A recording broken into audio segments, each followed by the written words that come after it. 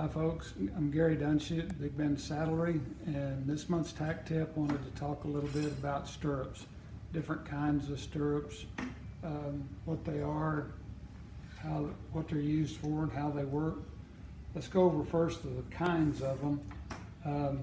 Got bell bottoms, and they get their name from belling out at the bottom. They're narrow at the top and bell out at the bottom.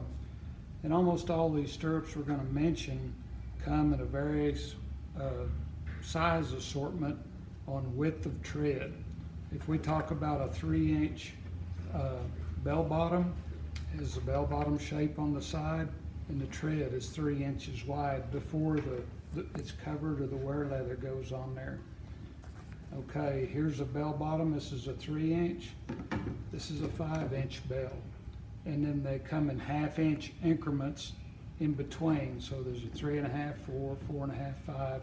They go up all the way to 6-inch and down as low as 2-inch. Bell bottoms are real popular. The next most popular would be a Visalia, and the Visalia is pretty much shaped on the inside like a bell bottom. It's just shaped different on the outside. It's pretty much straight. These 1-inch ones are straight. Whenever you get up into the bigger ones, they taper out a little bit, but they're not narrow at the top like the bell bottoms. The bell bottoms are narrow and then flare out. These are just kind of slab-sided here. These are 6-inch Visalias, and some people call them dog houses. The next one would be a roping stirrup. Roping stirrups are basically a Visalia that is 1 inch deeper. They have the same general shape. They're just 1 inch deeper. They're made to get your foot out of real easily and real fast. Calf ropers, whenever they get off their horse, steer ropers, single steer ropers, things like that. Next one's an Oxbow. Oxbow gets its name from the shape, looks like an old oxbow, and they're pretty much used by bronc riders or people riding colts, anybody that needs to hold their stirrup and not lose a stirrup. And that being the case, they're almost all narrow. You can get them up to 2 inches wide, but that kind of defeats the purpose. The narrower a stirrup is, the easier it is for you to hold on your boot. The wider it is, the harder it is to hold, but the more comfortable it is. So Oxbows, narrow Visalias, something like that is what bronc riders or somebody riding colts where they might jump around or buck or something, afraid they'd lose a stirrup. They can hold it better with the narrower stirrups. And there's an entire array of different styles of Oxbow stirrups. There's a regular Oxbow that's shaped like this. There's one called a number 3 that comes down and then kind of ovals out. There's a rodeo, one called a rodeo, one called a bronc, lots of different kinds. A lot of Oxbows are made out of metal, out of steel, and same shape, but they're made out of steel. And they're real nice, work real good. There's a couple of things you want to watch out for. One of them, when you're unsaddling, you don't want to hitch in the shin because it hurts like a dickens. The other one is make sure that they were made out of spring steel, so if a horse falls with you or jams you up somehow, it doesn't squish down on your boot where you can't get your foot out of it. So that's one thing to look for in there. Here's some more Visalia stirrups that are kind of in between sizes here, just to show you the different look on them. Talk a minute about overshoe stirrups.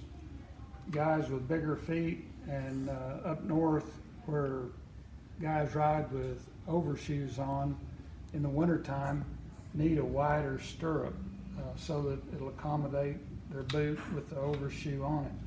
And so an overshoe is wider in here than the regular stirrup. This is a Visalia, and you can kind of tell the difference there. A normal stirrup, average stirrup runs 5 1/4, 5 1/2 wide, and then the overshoe is about 6 inches wide down here at the widest part. So it adds about a 1/2 inch so that you can get your foot in there. And if a guy's got a 12 triple E boot, he may want an overshoe to start with. Fits a little bit better. Here, this is a crooked stirrup. They've gotten to be pretty popular. They level your foot up whenever you get in your saddle. If you think about the way you're sitting and the way just a regular stirrup sets, it kind of puts a lot of pressure on one side of your foot. And these crooked stirrups help a lot of people that have knee problems or ankle problems. Once they get them, the pain seems to go away. You can cover your stirrups in leather, in rawhide. You can do half covers or full covers. We recommend just the leather covered. If you're going to have your stirrup covered, just plain old leather covered. It'll last a lot longer than rawhide will. Rawhide's real popular. It just doesn't last as long as the leather covered, whether you're in the brush or just riding every day and you're not in the brush.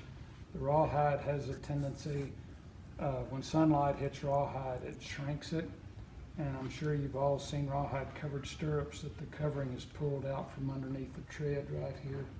And seems to be a common occurrence in that.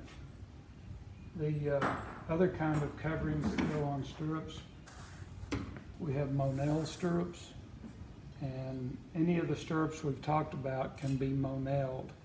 And monel is another word for nickel silver. In German it's called monel. And so some people use stainless steel, some people still use monel. But the stirrups are covered on the outside with this monel. It's bent around the corner. It's a really nice, neat job, and they work really, really well.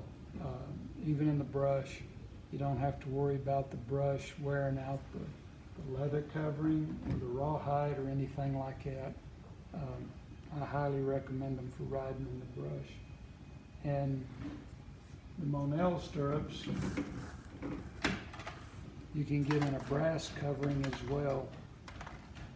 Brass or copper. And people call it a brass Monel, which is fine, but just need to state what kind of covering you want on there. Monel, brass, or copper. And then you get pretty artistic with that. You can silver solder brands, initials, rodeo events, all sorts of things on there if you want.